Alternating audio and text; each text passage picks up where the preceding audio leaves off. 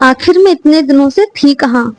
मेरी transformation journey चल रही है और मैं उसे छोड़ के गायब थी। ना कोई पोस्ट, ना कोई वीडियो, ना कोई शॉर्ट्स, ना कुछ भी नहीं डाल रही थी। ऐसे कैसे मेरी ट्रांसफॉर्मेशन जर्नी पूरी होगी? तो भाई इसका रीजन भी मेरे पास है। मैं आपको पहले भी बताया था मैंने कि मेरे घर में जिस तरह से काम चल रहा है उसके चलते मैं कभी कभी एक्सरसाइज नहीं कर पाती, या इतने सारे घर में काम हो जाते हैं कि मुझे लगता है कि मैं बस जल्दी से काम खत्म कर लूं और मैं शूट ही नहीं करती। तो वही कुछ अब हुआ। अब 3-4 दिन से मेरे ही रूम में काम चल रहा था। मेरे और मम्मी जी के रूम में जो हमारे एसी लगे हुए थे वो हमने हटवा के, जो उनकी वायर्स होती है वो बाहर थी, तो अब हमने वो वॉल के अंदर कराई है, जिसकी वजह से पूरे घर में, मेरे रूम में, मम्मी जी के रूम में इतनी डस्ट हो गई थी कि उन्हें साफ करने में मुझे 2-3 दिन लग गए। दूसरा, मेरा ड्रेसिंग टेबल है वो वहां से हटा के दूसरी जगह लगाया था, और वो इसी जगह रखा था जहां मैं एक्सरसाइज करती हूँ, यानी कि कमरे में निकलना और आना जाना भी बिल्कुल बंद से ही हो गया था। इसलिए मैं कोई भी वीडियो नहीं डाल पा रही थी। तो बस आज वो काम पूरा हो गया है, मेरा ड्रेसिंग हटके अपनी जगह पे पहुंच गया है, तो मैं अपनी एक्सरसाइज करने आ गई हूँ।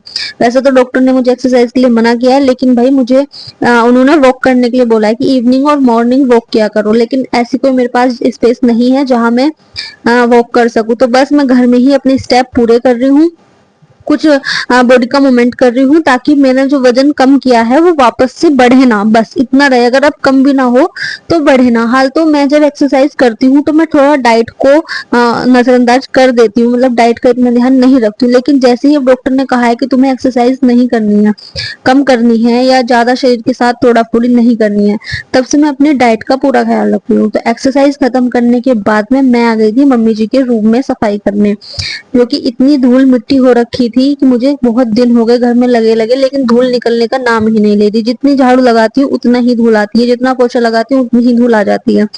तो बस आज वही किया। सबसे पहले मैंने ये सोफा साफ किया, जिसे मैं 3 दिन से कर रही हूँ। 3 दिन से ये गंदा ही मुझे मिलता है रोज। तो मैंने ये किया। उसके बाद में मेन काम था इस संदूक को सही करने का, जिसकी हालत सबसे ज्यादा खस्ता हो रखी थी। इतना गंदा ये हो रखा था, हद से ज्यादा जिसको बोलते हैं। तो सारा सामान इससे हटाया। वैसे तो ये डब्बे सब ऊपर बन जाएगा तो ये ऊपर ही चले जाएंगे, लेकिन जब तक ऊपर नहीं बन रहा तब तक ये दाल के हैं। इसमें दाल, चावल, जवे, ऐसी चीजें होती हैं।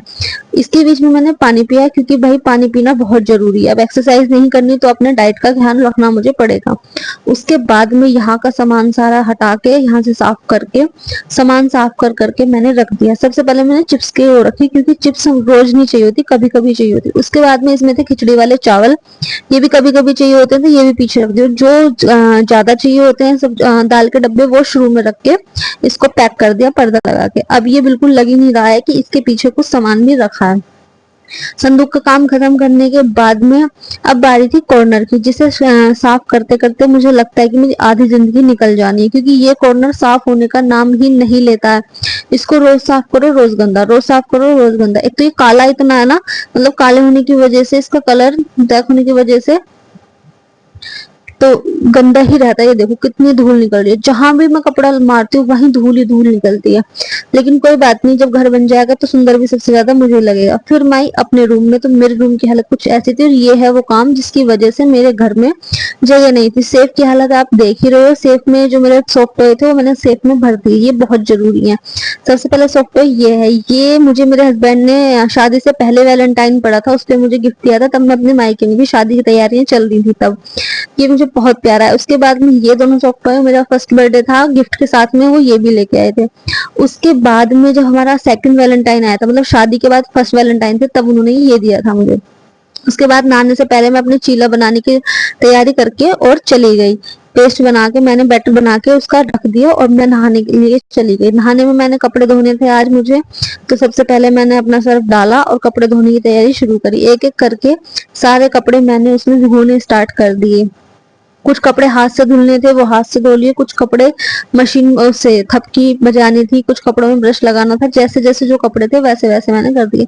थपकी वाले कपड़े पापा जी के ही होते हैं, जो वो प्लॉट पे पहनते हैं, मतलब जो गाय का काम करने में वो पहनते हैं, सिर्फ वही होते हैं। बाकी सब तो ब्रश से ही धोते हैं, और मेरे और मम्मी जी के तो हाथ से ही धुल जाते हैं, क्योंकि गंदे ही नहीं होते। मैं तो घर दिन में बदलती भी 2-3 जोड़ी हूँ, तो इसलिए नहा के आने के बाद में आज हेड वॉश किया, क्योंकि कल मुझे कहीं जाना है। कल का ब्लॉग बहुत जरूरी है, जरूर देखना कि कल मैं कहाँ जाने वाली हूँ। हूँ और क्या मैं गेट रेडी विद मी करूंगी। तो वही देखो, ये लगा है मुझे फर्क। ये सूट मुझे बहुत टाइट हो चुका था लेकिन अब लूज होना शुरू हो गया है। उसके बाद पूजा की, पूजा करने के बाद आ गई मैं चीला बनाने।